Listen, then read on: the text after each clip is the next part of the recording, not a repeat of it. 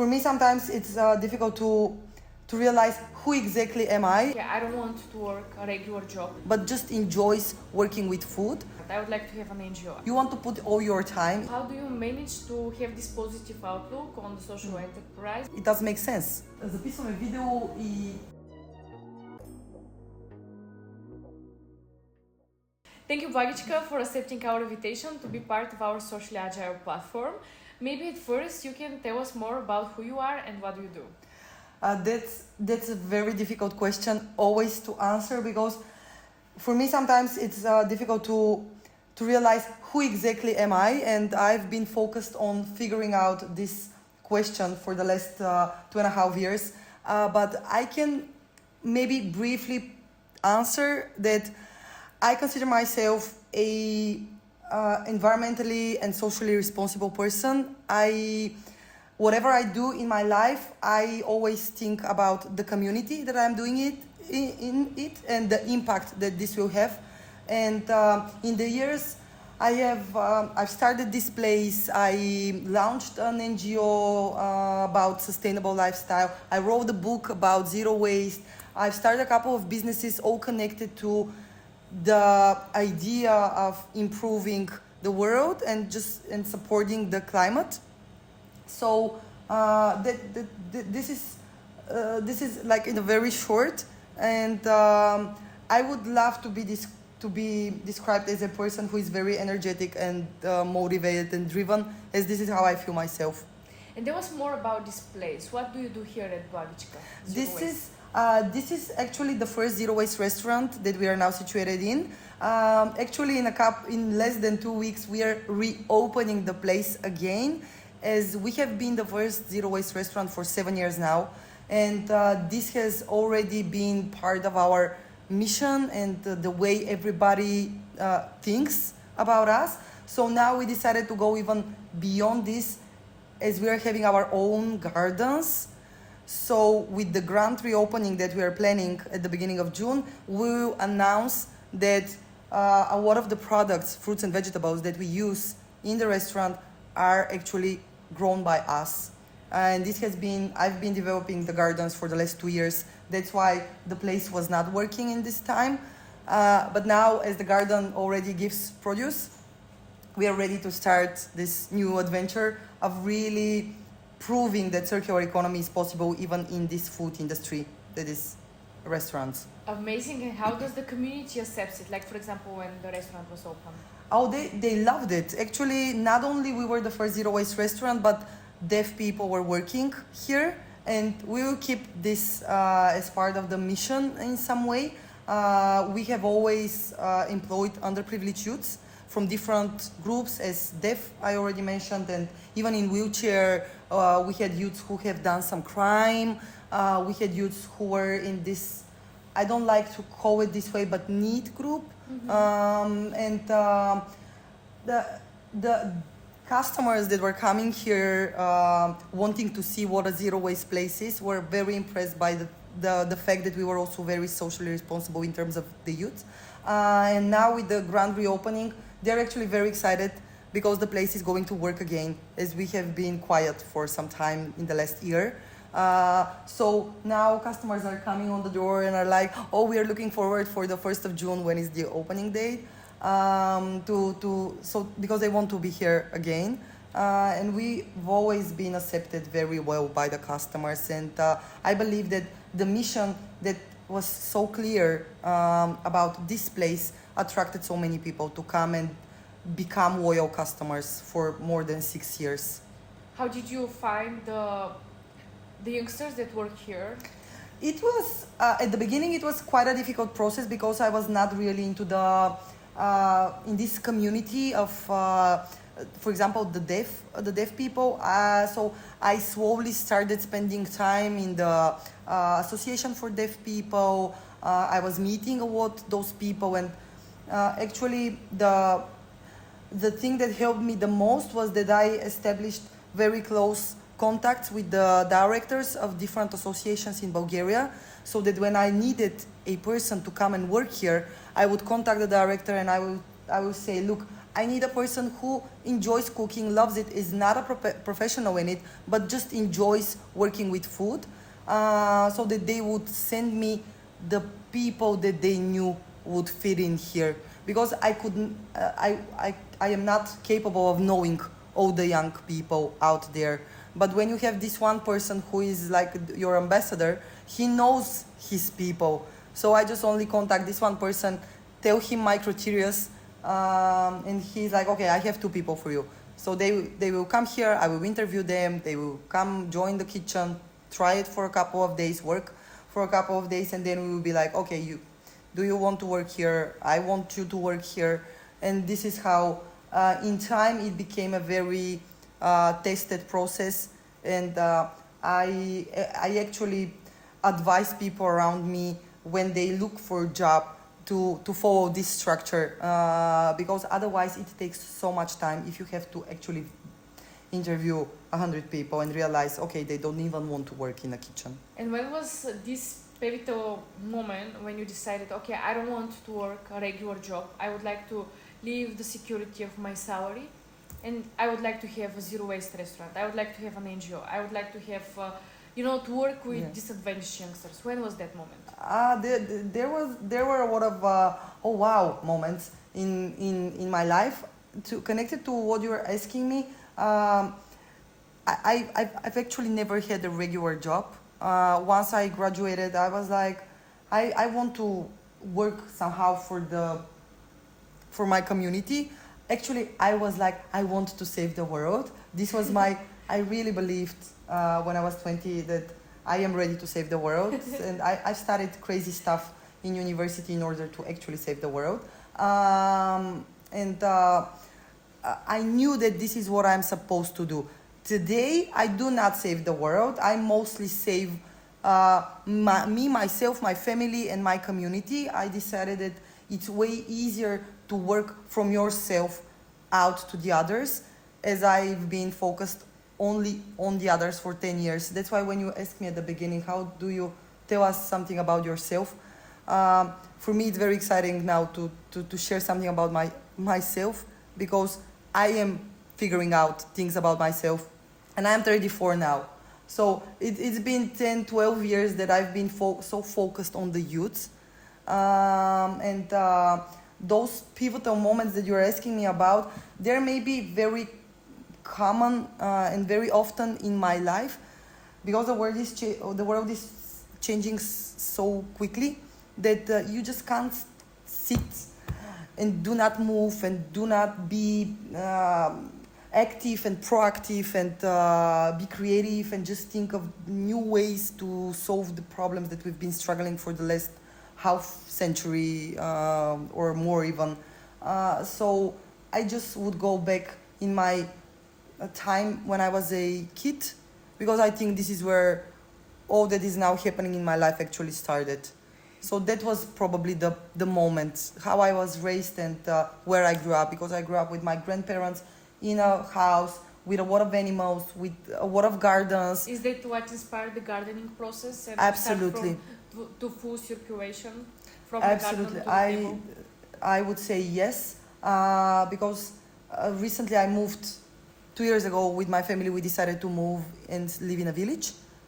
This is how the whole thing with the garden started, because once I went back to the village that I grew up as a kid, I just saw no people there, and I remember this village being full of people. And when I went there and I bought this house that my grandfather actually built 30 years ago, but never actually finished because he couldn't, I felt the need to bring back life to this village, which is like my new mission now. I'm very focused on the village. And as I was already having this place here, working and giving job and producing the things that we are producing, it was so obvious just to connect the two things and develop the village through the restaurant, as the restaurant would be the client of the village produce now. And what are the challenges that you face for having like such a long journey of realizations, and you do so many things? Yeah. You have only 24 hours like all of us, and you do actually so many things. Yeah, I know, and this could be very exhausting, and I wouldn't suggest that anybody starts their not start. Of course, you have to start with 24 hours plus even of your time devoted to what you have decided to develop or work for. But then in time, when you grow up, because now you're very young people around me that I see, you can't see because they're behind the camera. Thank you for Hi. making me look beautiful. But these are very young people that actually, I know how passionate you are, and you want you want to put all your time in what you are dreaming about. But then when family comes, these are the hard choices that you have to take. Am I the person who will just have the family on the side and just focus on the work? I used to be that person, and I regret it because my daughter is now 7, and I basically started spending time with her in the last couple of years because it was always the other youths that I was so involved with, and she was just escorting me during my job, and it was supposed to be the other way around. So there will be a lot of struggles during the road. What would be very useful and helpful for every young person, not young, for every person would be just to clarify your values and just know your honest values.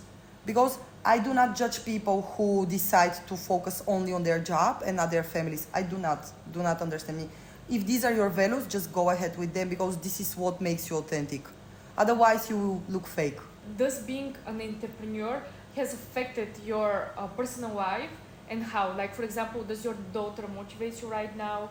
How does your daughter feel living in the village, not for here, and combining because you work in like you have this place in Sofia, then this village, then the family. How is it even possible for combination? That's a very good planning, first of all, and after that, not it's the people that are involved, because when you realize you are not alone, it is better to realize you are not alone, but then it requires much more effort, so that everybody that is involved doesn't feel bad of your decision. So it's about discussion. I didn't take none of those decisions without discussing with my partner, and even my daughter she's now first grade. She can actually, she can think, she can take decisions. She's very confident, and she's considered as a full part of this family, so she can give her honest opinion about stuff. Does your partner also feel involved? Of course. That's when it comes to those decisions, it's very important to be as honest as possible, but also to spend enough time on evaluating the risks that you're actually taking. In my personal case, deciding to move into the village meant changing the future of my daughter's life, because she's still studying here in Sofia. Because she's first grade and she's just finishing, and we kind of recently moved into the house. So we bought a house 2 years ago, but we needed to rebuild it in a way. And now it's about discussion at home of how to proceed with her. And this is I'm not going to go in deep into this. Yeah. The conclusion is always to talk. You just have to be aware who is going to be touched directly by your decisions, so that you have to include them and do not take the decisions without them. And with the gardening, how you are also going to manage with the gardening, because this is also like a whole process. Yeah, I do not take care. Like, I do not spend my time in the garden. There is first my family. I have a very big family, happily. So my grandparents, for example, they're involved in the garden, and my uncle, and basically my whole family is kind of involved, that are still living there in the village. But also the whole idea of starting this gardening thing and buying more and more gardens is to actually involve the local community over there and give job. And because I believe that if you want to attract somebody to live in a certain place, there should be some job there. I do not believe in people who are like, oh, it sounds so exciting. It may sound, but once you go there and you don't have anything to do, you are not going to stay for a very long time. And how do you face challenges? For example, were there any challenges that were like, okay, I need to stop. I need to say goodbye to all of this, and I need just to leave it. I think COVID was definitely this period when I realized that I don't want to live in Sofia, because during COVID we all were just trapped between four walls.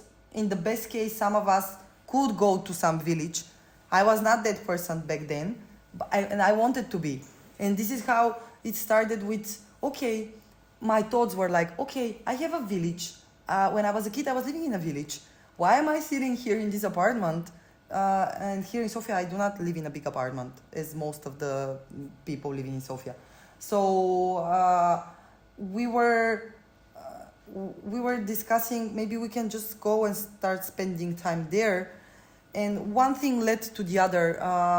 It was combined with actually what I started at the beginning, the whole idea of looking for the answer of who am I. And I had this 5-week self journey in India and Sri Lanka. I just took the plane and left my family 6 months ago, and left for 1 month, both my partner and my daughter. And I had a discussion with them before that. I was like, I'm planning on doing this trip. I really need to do this trip as I feel lost. During this, I became more and more aware that what I need is not the fancy, intense life that I'm having here, full of people and full of clients and full of partners that I have to communicate on a daily basis. But actually, I desperately need to be away from the city, away from the huge buildings, and I just need to be in the garden. And how do you combine this process? Because you need to also control this place. I've never controlled this place. Not control, but to manage this place. And I've never managed it. The thing is that, and I'm so happy that you are asking me this, it will be something like 12 years ago. 12 years ago, when I came up with the idea of this place, it was not here. Physically, it was somewhere else. But when I came with this idea, my main goal before the zero waste, it was hire underprivileged youths who can actually run the place. And after the first 2 years, I already had a team of very young girls. They were something like 17 years old, 10 years ago, who I gave them the power, and I delegated to them the responsibility of them running the place, of course, with having the accountant agency, okay? Yeah. So money was on one side, but they were actually empowered. And this has always been the idea of this place until today that we are talking about it. Wow. So in time, I had periods of more than a year that I lived in another continent, and the place was running.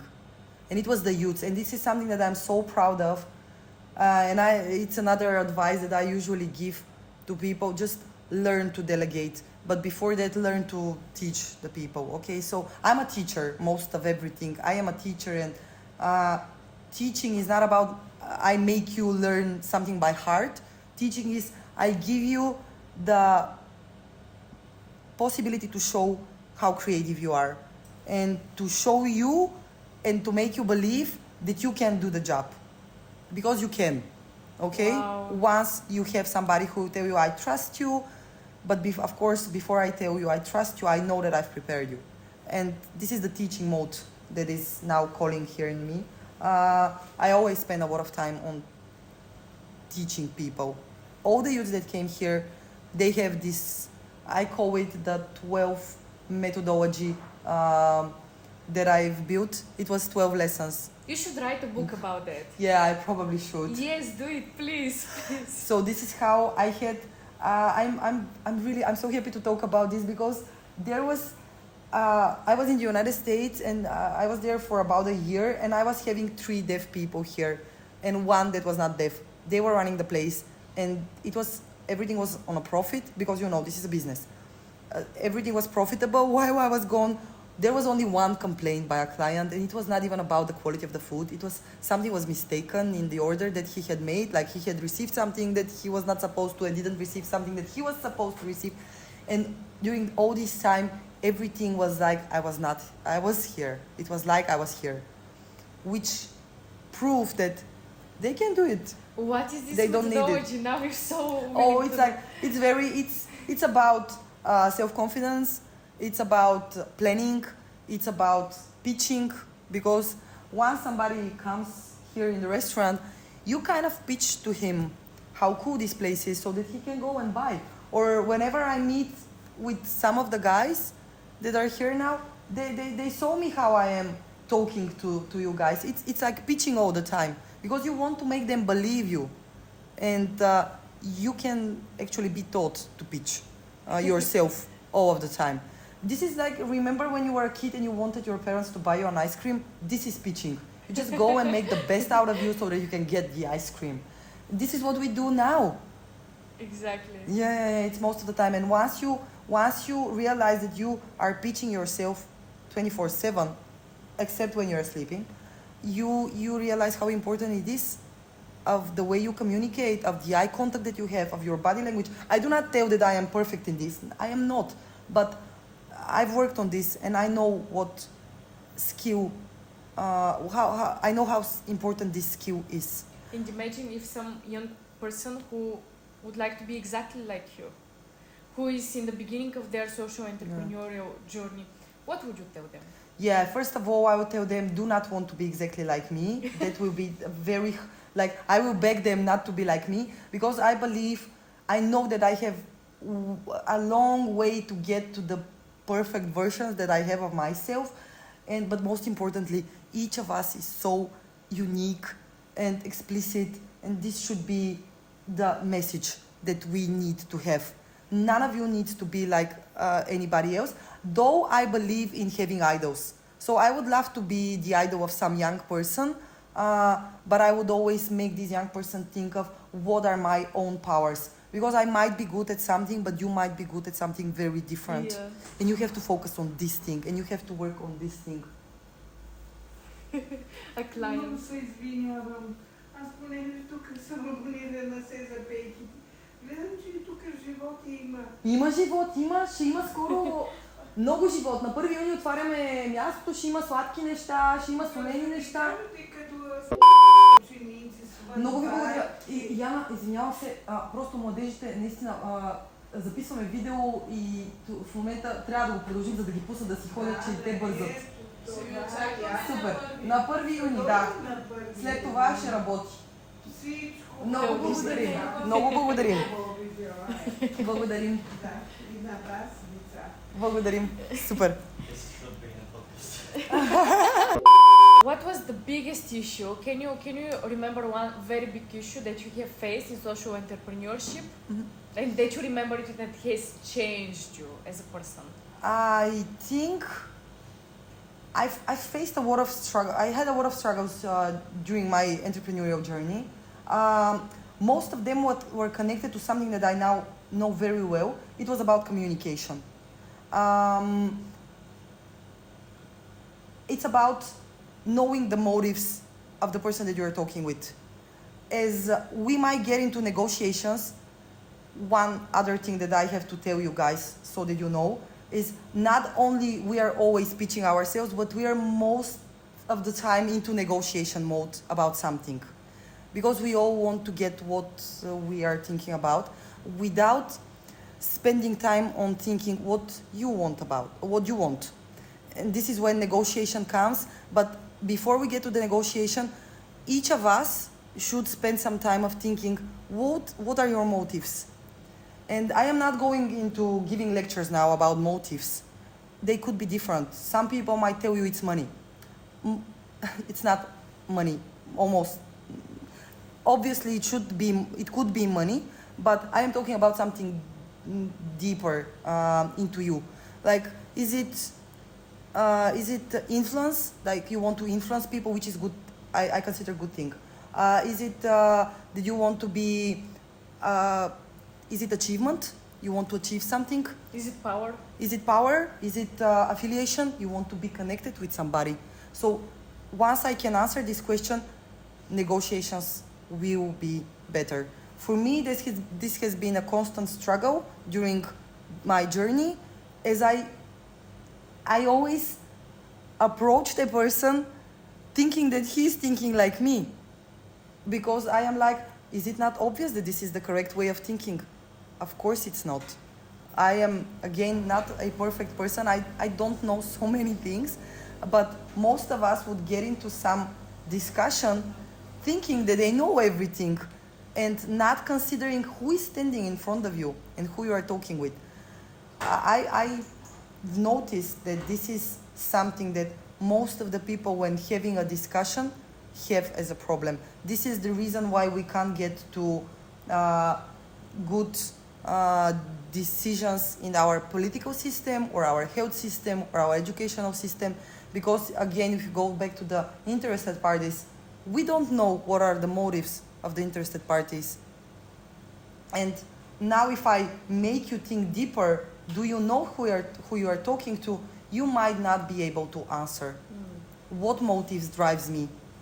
Because sometimes I might not even know what are the motives that drives me. But there are tests, there are assessment centers that can help you figure out this. But anyway, I don't want to put it into a very serious discussion. Challenge, like for example, with the youngsters that were employed here, or with yeah, I can give a very specific example. Actually, it's about communication, but the very basic communication with the deaf youths. We would sometimes write a list of things that should be bought from the supermarket, so they would go and buy. So one day I write pears, as we were planning to bake some pear cake or whatever, I don't remember. But then our youth is coming back with bow, because in Bulgarian, krusha, pear, and krushka, bow, is the same. Yeah. So it is a funny example, but just again, I would make everybody think of the numerous times when you were saying something and the other person understood something very different.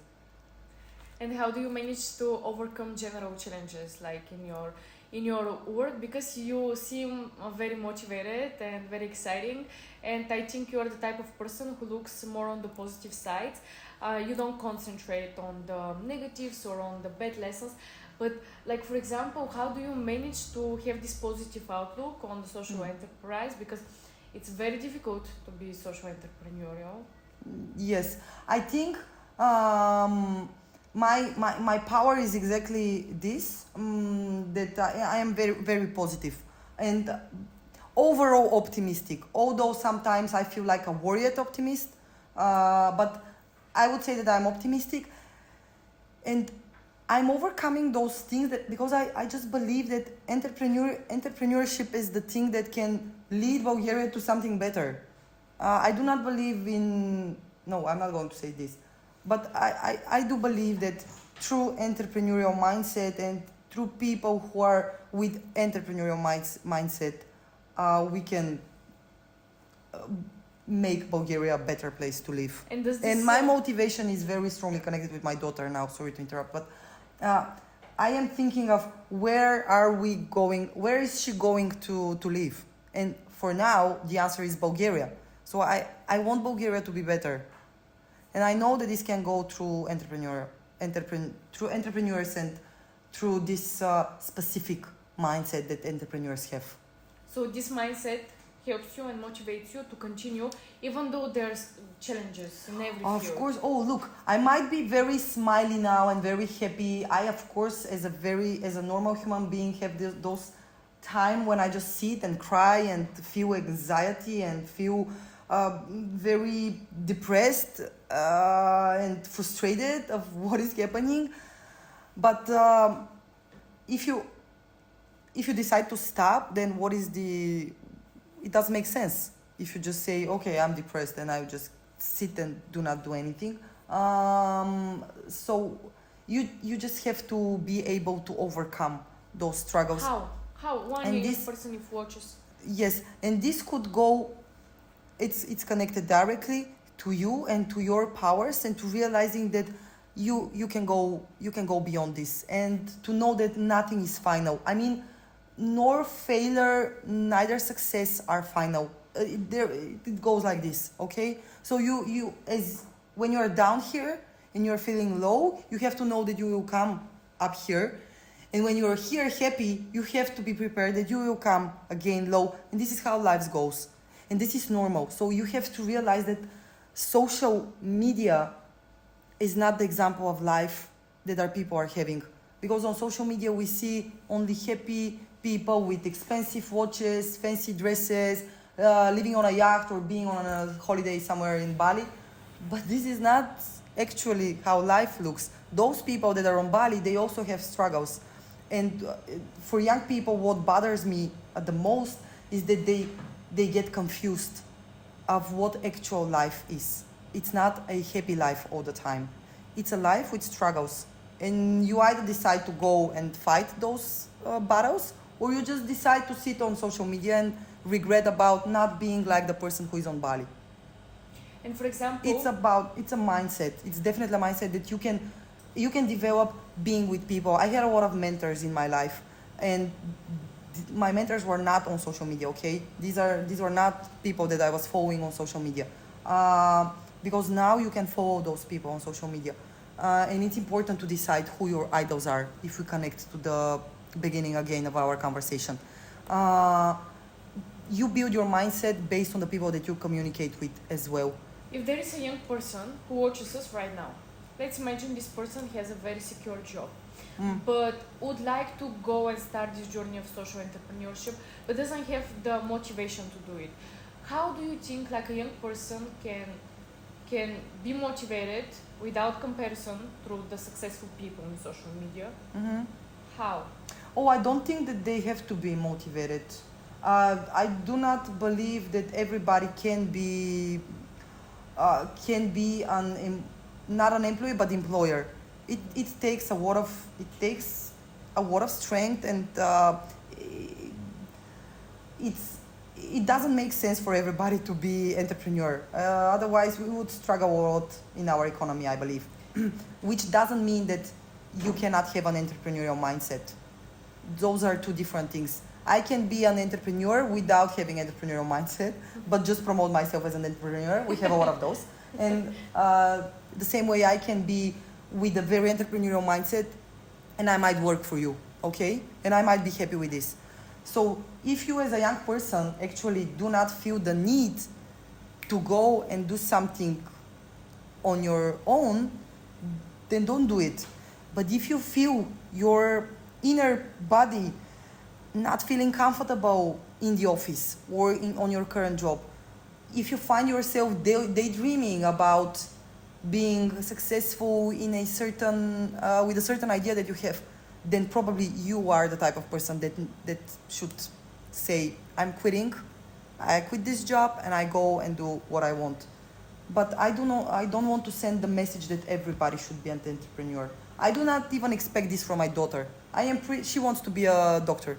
I'm pretty fine for her to go in a hospital, have a boss above her so that she can be the doctor that she wants to be. And that's okay. Maybe she can be a doctor in your village where doctors are so needed. That sounds so cute. I will tell her. But it's because you started the question, if somebody is now on a regular job and doesn't have the motivation should come inside you. Even if I go and give you 1 million and tell you now you start your own business, if you're not motivated about it from the inside, you're probably not going to be successful. Even if I give you the 1 million. Yeah, basically. How do you overcome financial struggles in social entrepreneurship? Well, I, as a person who, while starting the business and making it profitable, struggled a lot, I could tell you, if you're ready to have this 2 or 3 years when you maybe will not go on vacations and you will not go into expensive restaurants, probably not buy expensive clothes. If you're okay with those, then you're fine. I hope that still we have people who can survive without going to a restaurant and without buying fancy clothes or going to some holiday for 2-3 years can make it. I really hope those people exist, because this is how you can get to the moment when you can actually spend time with 3 people, not working but giving an interview. And this is something sweet, okay? I'm sure it's so interesting for our listeners to listen to this podcast, because it's so inspiring. Me personally, when I heard that how you manage the whole place, how the youngsters which actually have some disabilities in life and some obstacles, and you give them this freedom and this power to do this, like this actually inspired me so much. Happy to hear this. Can you for example tell us like one of the moments when you realize that this is the way, how actually this is your way of properly managing this place? I think I am trying now to think when was the moment when I realized, but you cannot I do would it probably alone. no. You have to give the power. When was this Absolutely. Well, maybe somewhere in university it happened, as I was studying in our military academy. Basically, you never have to be alone, and this kind of stuck in my mind. Although I was thinking that I can do everything better than everybody. This was 15 years ago. When I was a student, I was like, oh, I know the best. I know better than everybody. Now I know that I don't know better than everybody. I know that there are people who know better than me. And if those people can be my partners, this means a common success for the 2 of us or the 3 of us, etc. I can't emphasize on a certain moment, but I would most probably tell you that it was a process of realizing that I gave you the power, you trusted me, and you gave the best that you could, and you achieved what I expected you to achieve. And then, of course, I multiplied this. And with the next person, I did the same. I started doing the same with my partner in life. I started doing the same with my daughter. And then you see the results, and those people, they become way more confident. What did you learn about social entrepreneurship during this whole adventure that you had? Like, can you say like 1, 2, 3? First of all, when I started, I didn't know that there is something like social entrepreneurship. So when I started, it didn't exist as a word. So I think social entrepreneurship and businesses should be based on the idea of being social. Because what business could not be social? Just think about it. Every business should solve somebody's problem. Yeah, it could be somebody's problem as Richard Branson's problem, probably, and this might not be defined as a social enterprise, but why not? Yeah. I mean, we should be talking about business with shared values. But yes, first of all, I can't give you three things. I will answer more briefly by saying that social entrepreneurship is changing constantly. And the best part is that if you are a social entrepreneur, you can tell what this change to be. And you can do the change. And if you're not happy with something in social entrepreneurship, because I'm not happy with a lot of things in social entrepreneurship, you can improve it and you can work on it. Because social entrepreneurship is now like a baby. And you're the parent. So it's up to you how this will grow up. It either can become some bad kid that is doing bad stuff, or it can become some really good kid that can change the world in a good way. And how people can follow you, learn more about you, visit this amazing place, taste the food? Yeah, first of all, you should come on Krunchiulavcu Street 25, because this is where you can practically see how zero waste is happening, but most importantly, how good food is made. Of course, they can follow me on social media. We'll put all of your details down so you can follow it. And yeah, unfortunately, I have been on social media more and more recently, as I have to promote what we are doing, which means that I can answer your questions if you have such. So I am on social media. Thank you so much for being with us. Your story is so inspiring. And hopefully it will multiply in every town in Bulgaria and in every town in Europe. Oh, that sounds so good. I hope so too. why not? It depends of you guys. So keep on listening our podcast, and we expect you to become the next successful social entrepreneur.